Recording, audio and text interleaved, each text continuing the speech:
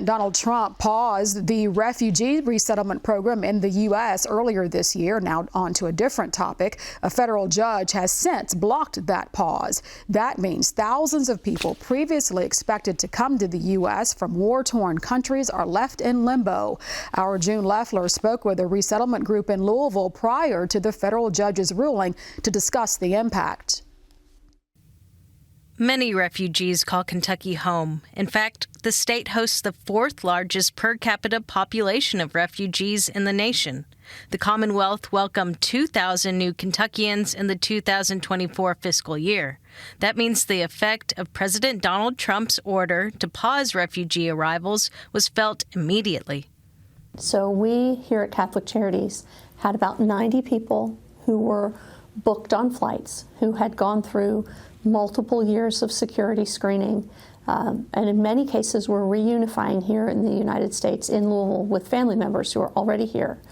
Many of them were children. And so those 90-ish folks had their flights canceled. We were expecting them the end of January, beginning of February. As I said, many of them were rejoining family members who were already here. But for those who were not, we were finding them places to live, getting everything ready for their arrival. And now they are still in the refugee camps with no assurance as to when they may be able to leave. Jaco Crutcher describes the arduous process people go through, often waiting years in camps in places like Syria, Congo, and Burma before coming to the United States.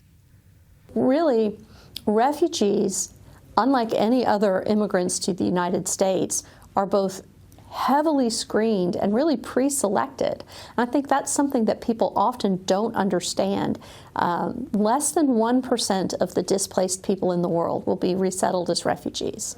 Even with resettlement suspended, Crutcher says there's still work to be done. I anticipate that we will continue to provide service to folks who are here in the country throughout the Trump administration, just as we did through the first Trump administration. Catholic Charities has resettled refugees for 50 years. That includes Vietnamese refugees during the 1970s and Bosnians in the 1990s. Kentucky is one of the most successful refugee resettlement programs in the country. These are people who are excited to be coming to the United States no matter where they go, right? It's a harder sell sometimes to convince people within the country that Kentucky is a really great place to relocate. But once these folks are here, they contribute to our community in all kinds of ways. By mid-April, the Department of Homeland Security is expected to decide whether to continue refugee resettlement in the United States.